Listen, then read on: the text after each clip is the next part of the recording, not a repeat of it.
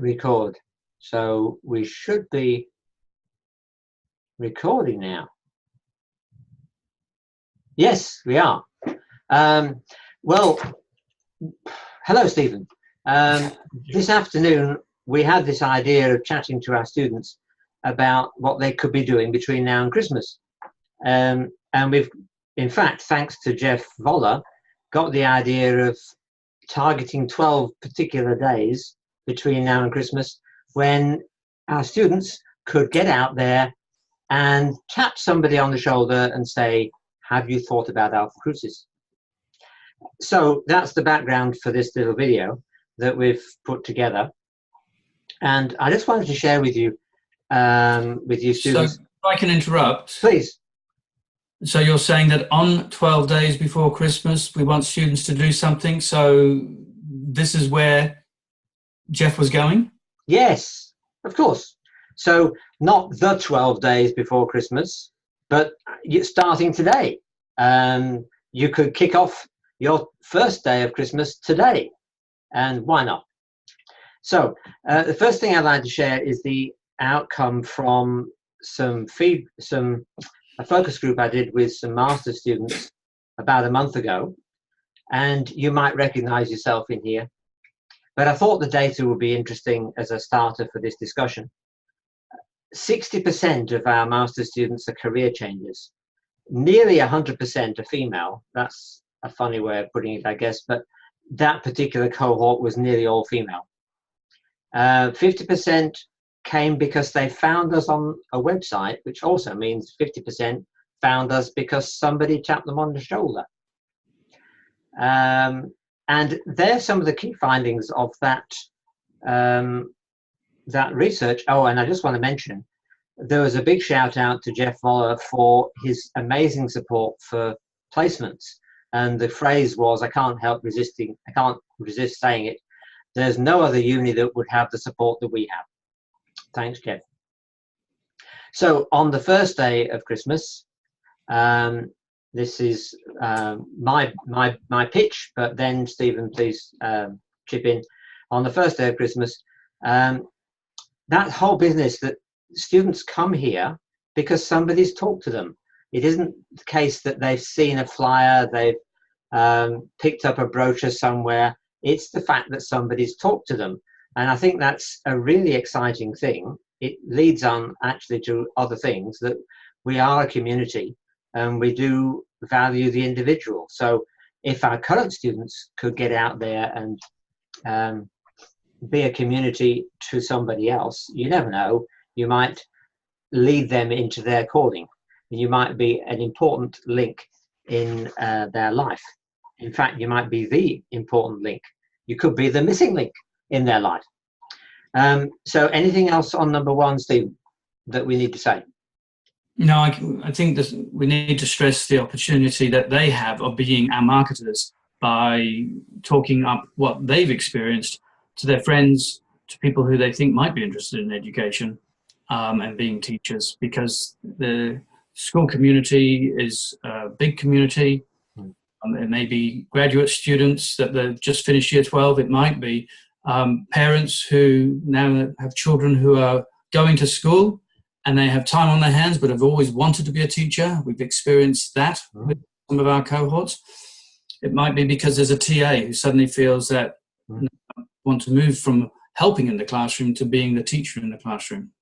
Yep, fantastic.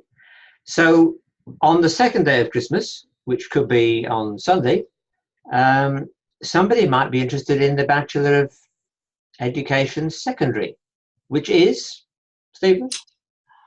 We now have 4 awards. So the Bachelor of Education Secondary is the last one to be produced, and it enables students to come in who have wanted to be a high school teacher. So we will actually equip them with the subject content knowledge, as well as training them to be a teacher, so that they could come in and do it from a bachelor level. We've had the Master of Teaching Secondary for a while, but you have needed to have a bachelor to go into that, and Jim's been responsible for that, as well as the Master of Teaching Primary. And I've been responsible for the Bachelor of Education Primary and now the Bachelor of Education Secondary. And so a full suite that could meet the needs of people in the community. Yeah. Now, so what have you been doing this year, Stephen, in particular? I have been coordinating the writing of curriculum for the Bachelor of Education Secondary. I have been coordinating the writing of the Bachelor of Education Secondary. And coordinating the writing of the Bachelor of Education Secondary to the exclusion of all other until death do us part, basically. So a little while ago, 1,200 pages were submitted as this application to NESA. And then they wanted to duplicate it 7 times to go out to the panel who will be looking at it. So it has been a huge undertaking. And what normally is a 2-year project has been done in less than 1 year, because we know students want to be training as secondary teachers next year. Yeah. Your friends, people that you know, could be joining them. Sure. Now, on that point, we're already accredited as a college for that award, and we're confidently, prayerfully expectant that we will get the NESA approval for the beginning of next year. But even if we don't, they know that we're ready to launch, and it won't be far off the beginning of the year if that is delayed a bit. No, that's perfectly fine, yeah. Okay, so on the 3rd day of Christmas, as Stephen's said earlier, we've actually got 4 awards now, and our faculty or our department started in 2011 with 1, the Master of Teaching Primary, and now we have 4, which is just phenomenal for a college of our size. And we're offering 11 curriculum areas for secondary at graduate or undergraduate level, and I think that's phenomenal. So if your friends want to do nuclear physics as a specialisation, I'm sorry we can't offer that yet, but we can offer PDHPE, we can offer history, geography, and all the other subjects are on the website. So I think that's something to bear in mind when you're talking to potential high schoolers. But you should ask people, are they really passionate about their subject? Or, because if they're not, then they probably won't stay the course. That's true. So day number 4. Tell somebody about our primary specialisation next year, Stephen. Well, AITSL, which is leaders in education who send down commands to institutions like ours, has said that all primary teachers, whether at a master's level or at a bachelor level, need to do a primary specialisation. They want teachers to graduate with a primary specialisation so that they're equipped, particularly in an area that they may then go and support the schools that they go into with knowledge and content base for that specialisation. So we're doing literacy and numeracy. It will mean that next year students coming in will actually do some extra assignments, maybe an extra module in literacy or numeracy to come out with a primary specialisation. So we're working on that, and that will be happening next year. Fantastic. That is amazing. So that was our day 4. Day 5. We have, as I'm sure you know, students, we have a really unique way of preparing our students. I don't believe you'll find it anywhere else, which is a combination of intensive seminar work for a week or 4 days and online. And sometimes that's called blended learning, or hybrid learning. You may have heard that phrase. But it is a really special feature of us, and I'm sure those of you who've been on an intensive will know that it's something never to be forgotten. You don't just be given loads and loads of information that you've never had access to before. You're actually part of a community, and you're learning together with others.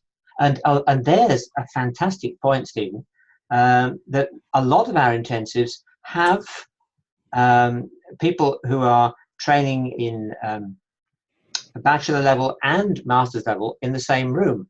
There may be people who are reasonably just out of school in the same room as people who might be in their 50s. And I've had an application from somebody in their 60s who wants to train to be a teacher.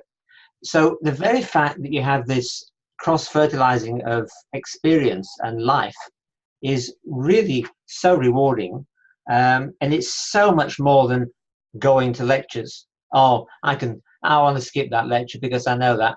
Nah, you don't want to miss anything of an intensive because it's community. Not only is it community, it's not information giving, it's transformational. Because we think that teachers are not just somebody who has the right information, it's actually they're being formed into being a teacher. So it's formation. So teachers are not just people with head knowledge, they become teachers through the training process. Very good. It is.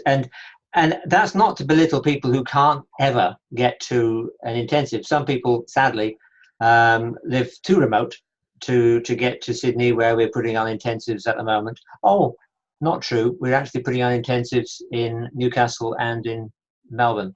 But maybe not in a town near you yet. But watch this space. So I think we should be moving on to number 6, day 6. Tell somebody about the potential for credit and RPL, Stephen. Okay, so on day 6, you could then think, well, how can I promote the awards at this college? How can I promote teaching? You can tell the person that, well, there may be RPL for your award. You might be doing the bachelor, and there may be things that you've done in your experience and have life experiences, and we may be able to give credit to you for that. It does mean that the course, instead of being 4 years, might be less than 4 years. I think Jim and I are really quite generous in trying to give RPLs and credits, because we recognize that it's a long journey. It's an expensive journey, but we want to make it as expedient for you as possible. So RPLs are something that we do look at closely. Yeah, very good.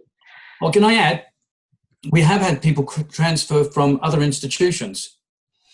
And so the study that they've done in those other institutions is looked at very carefully and credited to whatever subjects they are doing. So that what they do in those other institutions and crossing across to Alphacrucis is not lost at all.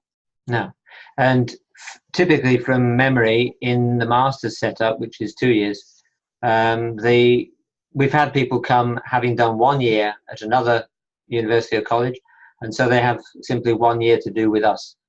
It's not always the case, but it can happen. Day 7 before Christmas, clinical teaching model. Now, some of you may know about the clinical teaching model, some of you may not, and I would encourage you to find out about it. In a nutshell, it's basically where you volunteer a day or 2 days a week for the duration of your study in a school, not being assessed, but in a learning capacity. And the people who've been on and done it or are doing it are finding it so rewarding and so encouraging and life affirming that their calling was right. And the sooner they get on that CTM, which is incidentally an additional application that you have to do once you've been accepted on the course, it's not one and the same. But if you do get on the CTM and you do have a wonderful community that's going to support you, I think it's a fantastic way to travel, especially if you're in a remote or rural location and the chances of meeting real people and seeing real classrooms is a bit more limited. You want to add? Yeah, it makes the learning from the classroom real, as you can then discuss with your coach teacher what's happening, you gain experiences, and it makes teaching real for you. Yeah. And which leads on to day 8. And if you're on a CTM, you can modify your assignments. You can have a word with your lecturer and say, well. Sometimes your studies relate to work that you're doing in class or in your CTM classroom. And you could come to your lecturer and say, well, I'd like to modify an assignment. So instead of doing it on a unit of work or preparing an assignment task on this area, I'd like to modify it and prepare it and do it on this one, because it will then help me in the class. And so there is this cross-fertilization, and students have found that to be very beneficial. Sure. Fantastic. I hope that more students do it. In particular, you who are watching this, I hope you think about that for next year if you haven't done much of it yet. Okay, day 8. Are we up? No, we're up to day 9. One of the things that's come out of our market research of our current students is the understanding that neither Stephen nor I are aware of any graduate who's wanted a teaching position and not been able to get one.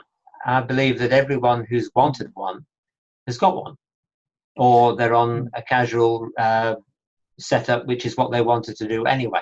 Yeah. So it's not an easy claim to say that if you come to Alphacrucis, you'll get a job. We're not saying that, but we're just saying retrospectively, it would appear that that is the case. And those students have done well as graduates and excelled in teaching, and some have risen to leadership roles in their school in such a short time. Yep, very true, very true. And the fact that many are career changers and they're not straight out of school is particularly a factor in that. In other words, they're mature people who've got some life experience which they can bring to bear in the classroom as well. Now, day 10, tell someone about Zooming for intensives. We have Zoom sessions such as what we're recording this on, where students from remote locations come into our intensives for a session. We've done that several times and hope to do it more next year. And it's a fantastic way of supporting students who can't ever get to an intensive live. But we gather people together. I typically do mine at 7 or 7:30 in the evening, so people who are working can do that, be part of that Zoom session. So I do that from my home computer and then record it and share it with everybody. I think it's a way of connecting the onliners, which is so important to do. So I've pinched your point, Stephen, sorry. Did you want to add anything on number 10? No, you go for it, Jim, because you're past master at it. You are very aware that we've both done visiting by Zoom of an evening, and it's part of that formation. It's part of that community building. It's yeah. I mean, I usually give students the options of A, B, or C, and the best time for the majority of people. So we're nearly there. Day 11. Tell someone that many of our assignments are designed for students to build up their teaching resources. Now, in other faculties, not mentioning any names, people have to write assignments, which, frankly, they'll never use again. Whereas our assignments are typically units of work, lesson plans, assessing units of work, or creating some resource, which is fantastic. So you go off into your teaching career with a set of resources that you can use. And I remember doing that when I was training in 1974. And I used those resources that I used made at university for a long, long time. So I think it's really good and to tell your friends that what you do at uni is actually of use and you will use it in the classroom. Any comments? Oh, well, I'm just going to add that we're training them to be not theoreticians, but practitioners. So we try to make the subjects quite practical. Yes. And finally, on the 12th day of Christmas, or even before then, we're not, one of the things I do with my assignments, people hand assignments in and give their student number and on the file name, and I habitually cross it out and just use their name because you are people. So I would love you to tap somebody on the shoulder and tell them, you'll never be a number. You will be part of a community. And as we've grown, we're bigger now in this year, 2018, than we've ever been. It's just an incredibly large family that is growing, and ever so exciting to see what happens to folk as they come through us. Even though the family is growing, it is still a family, and people are commenting to us about the connection with each other, with lecturers, speaking positively about the support the lecturers are able to give, and the care that the lecturers are showing, that they go out of their way to meet individual needs. They get beside students digitally if they can't do it physically, to try to support them. I mean, we're here to make you successful. We want you to be, you can tell the story to your friends, colleagues, people out there as you market Alphacrucis, that it is a community that cares and wants them to be successful. Wonderful. Now, I'm just thinking of any concluding comments we might make to our students, Stephen. I think we've covered most bases. I just encourage you to, in your families and in your churches, in your communities, see if you can. I often play a game with my wife at a party, not that I've been to one this year, but if I was at a party, I would say to her, now, do you think that person is a teacher? Can you see a teacher, even though you've never spoken to them? And that's a nice party trick. So you could pretend, you look like a teacher. Have you ever thought of studying at Alphacrucis? I think that's my final comment. Over to you, Stephen. Well, I think it's a good way to finish. I think our students are our greatest advertisement. Yes. And they need to be speaking up, AC. I think the terminology these days is to give it a shout out. What that means really, but anyway, give it a shout out, speak up, AC, and tap somebody on the shoulder. Yeah. I think that, I'm so privileged to be working with you. It is, when I have an intensive, it's like a shot in the arm, if you pardon the expression. It's so encouraging to be with people who are so keen. And fancy doing this. It's just a dream job. So thank you, folks. You've made my work such a blessing. And I would love you to make somebody else's life a blessing. Good. Done? Yep. Bye. Bye. How do you stop it?